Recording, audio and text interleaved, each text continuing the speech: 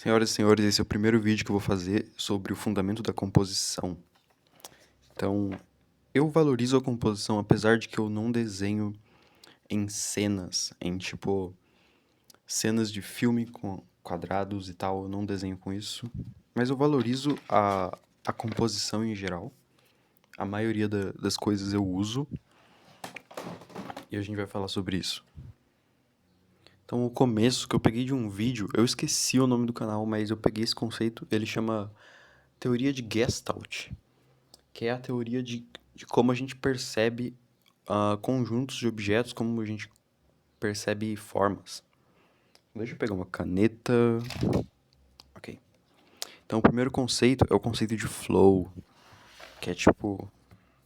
Vamos supor, você tem um personagem. Tipo, tem um carinha aqui, essa é a silhueta dele. E ele tá... Ele tem... Tipo, você acabou de desenhar ele aqui. Ele tá andando. Para deixar essa cena mais interessante e você usar o conceito de flow, você pode delimitar uma linha imaginária e colocar vários objetos. E aí a gente vai entrar nos próximos conceitos, que aqui eu já estou utilizando é a diferença de tamanho. Então eu não faço os elementos de todos do mesmo tamanho. Outra coisa, contraste. Contraste de tamanho, contraste de direção. Então isso aqui está na horizontal, enquanto o personagem está na vertical, já é um contraste. Vamos supor, o fundo escuro com o personagem claro no desenho. Ou o contrário. Ou contraste de formas. Eu poderia colocar várias formas quadradas e aí eu coloco uma forma redonda. Isso aqui é um contraste. Contraste basicamente significa diferença. Diferença de qualquer característica. E o contraste, ele guia basicamente... O contraste principalmente de valores, principalmente de tom, ele guia para onde vai o olho do observador.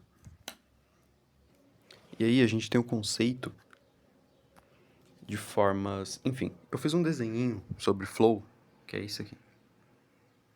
Então tem uma menininha e tem alguns elementos em volta, que eu tô registrando isso aqui no meu caderno. Tá, próximo conceito.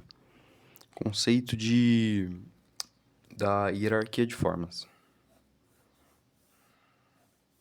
Então, vamos supor que a gente tem formas primárias, a gente tem formas secundárias.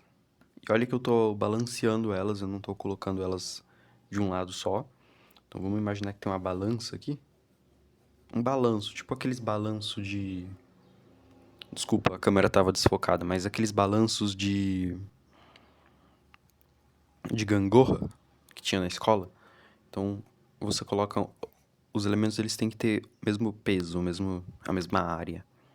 Como se fosse um terreno, sei lá, eles têm que ter a mesma área. Formas primárias, que são as maiores, as secundárias, que são as medianas, e as terciárias, que são... Tipo isso. São as menores de todas. E esses elementos, eles podem ser literalmente qualquer coisa. Então, vamos supor, tem a forma primária desse carro, que ele é a maior coisa. Tem as formas secundárias e de formas terciárias, que são as menorzinhas, eu poderia ter colocado detalhes menores, enfim. Qualquer detalhe menor eu poderia ter colocado aqui. Plantas... Depende da cena, depende da cena. Outra coisa é a continuidade. Então vamos supor que você está desenhando um olho.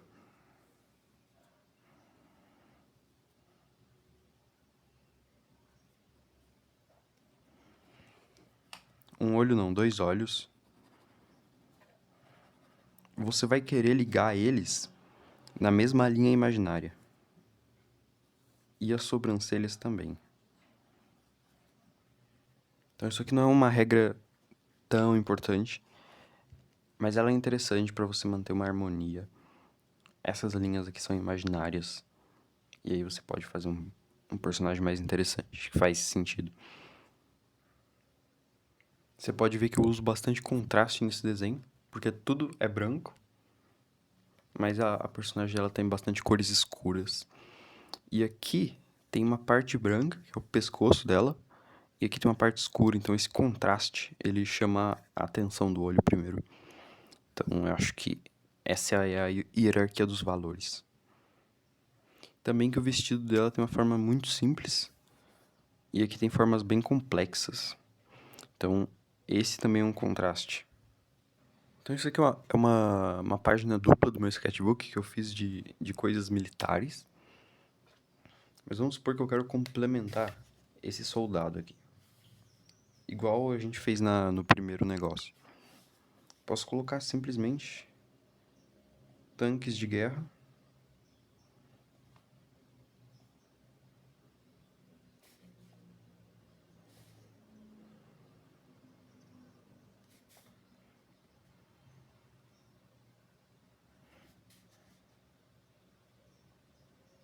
Posso colocar tanques de guerra atrás dele ou algo do tipo.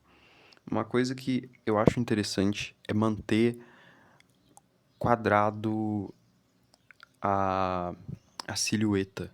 Então eu tento nunca manter uma silhueta muito vertical ou muito horizontal. Por via de regra, eu tento manter algo mais quadrado.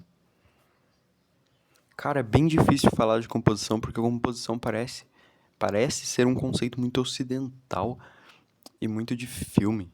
E eu quebro essas regras por algum motivo.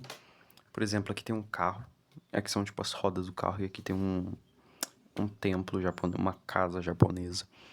E nem faz sentido essa composição, mas só ficou legal. Tipo, ficou legal desenhar desse jeito. Como as duas últimas coisas, eu não acho que são as duas últimas coisas, eu errei aqui. Mas enfim. Você vê que tem um cabelo que está escuro. Então essa continuidade de valores eu acho muito interessante. E aí o rosto dela tá claro. E a gravata tá escura. A roupa dela tá clara. E aí o celular eu tentei colocar um pouco de escuro. Então, essa alternância eu acho que dá um efeito muito bom. Eu poderia ter colocado a máscara dela escura. Acho que também ficaria legal. E aí, tem de novo esse conceito aqui, né? Claro, escuro, que é a parte de trás aqui da perna e do braço. Mas a densidade de detalhes. Então você não pode colocar detalhes em tudo, vai ficar um pouco estranho. Então eu deixo sem detalhes uma parte, coloco detalhes na próxima, deixo sem detalhe algumas coisas. Vamos supor, estou desenhando um computador antigo.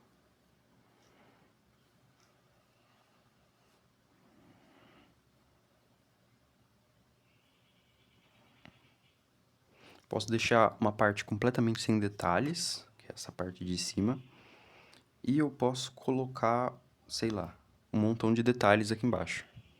Detalhes aqui embaixo, sei lá, fios, ou... Cara, eu posso colocar uma máquina, tipo uma peça de uma máquina.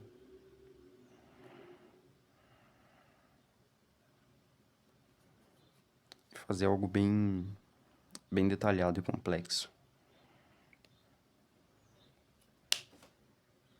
Por exemplo, o equilíbrio disso aqui é que tem um montão de detalhes aqui em cima dessa astronauta. E aqui embaixo não tem basicamente quase nenhum detalhe. E aqui tem escuro e claro o rosto. E o rosto tem uma parte escura em volta, que é o cabelo, pra dar contraste. Eu faço essas coisas intuitivamente, tipo, automático na minha cabeça. Mas se você estudar, você vai conseguir fazer automático também. E aí tem 3 tipos de shots, de filmagens possíveis. Você pode ou filmar algo de muito perto,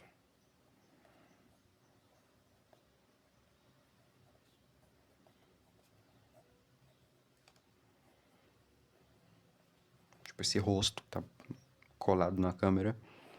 Você pode filmar algo de mais ou menos longe.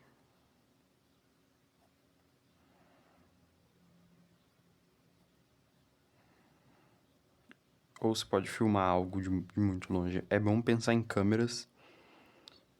Geralmente quem tá desenhando não pensa em câmeras. Esse é um erro muito esquisito. Porque eu já fiz um vídeo inteiro de como posicionar a câmera. Eu fiz esse vídeo focado em mangás. Porque você tem que imaginar um cenário. E aí você tem que colocar a câmera em algum lugar. E aí você tem que decidir pra onde a câmera tá virada. Se ela tá de baixo pra cima ou se ela tá de cima pra baixo. Enfim, é um assunto complexo, câmeras. Mas é muito importante, cara. É muito importante você saber como usar câmeras. Eu vou fazer aulas disso no YouTube no futuro. Então, se você já fez tudo isso, a única coisa que faltaria é você pensar no fundo da cena, no que tá no meio e que tá na parte da frente da cena. Tem um anime que usa isso muito bem, que é Evangelion. Eu vou tentar pegar uma filmagem disso, peraí. Isso aqui é uma das cenas do foreground, que é tipo a parte da frente.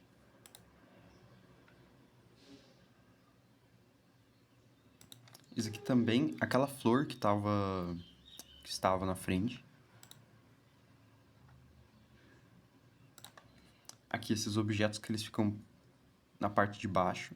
Geralmente eles estão perto da câmera.